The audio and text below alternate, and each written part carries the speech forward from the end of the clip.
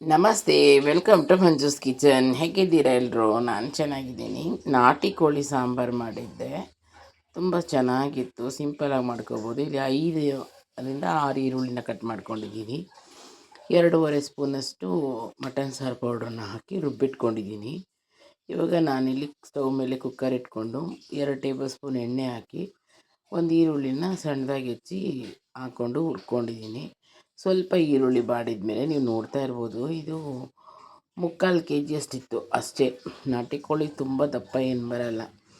ಅದರಲ್ಲೂ ಕೋಳಿ ಸ್ವಲ್ಪ ಎಳ್ಸಾಗಿದ್ದಾಗಲೇ ಕಟ್ ಮಾಡಿಸಿದ್ರಿಂದ, ಎಳೆ ಕೋಳಿ ಆಗಿದ್ದರಿಂದ 3/4 kg ಅಷ್ಟಿತ್ತು.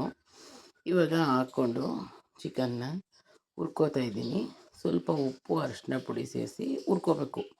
ಹುರ್ಕೊಂಡಾದಮೇಲೆ ನಾವು ರುಬ್ಬಿಟ್ಕೊಂಡಿರೋ ಖಾರ ಹಾಕಿ ಅದಕ್ಕೆ ತಕ್ಕಷ್ಟು ನೀರು ಹಾಕಿ 3 ವಿಷಿಲ್ ಕೂಗಿಸ್ಕೊಂಡಿದ್ದೀನಿ. ಇಲ್ಲಿ ತೆಂಗಿನ ತುರಿ, ಕೊತ್ತಂಬರಿ ಸೊಪ್ಪು, ಶುಂಠಿ, ಚಕ್ಕೆ, ಲವಂಗ, ಮೆಣಸು, ಬೆಳ್ಳುಳ್ಳಿ ಇಷ್ಟು ಅಂದರೆ ಸ್ವಲ್ಪನೇ ಹಾಕ್ಕೋಬೇಕು.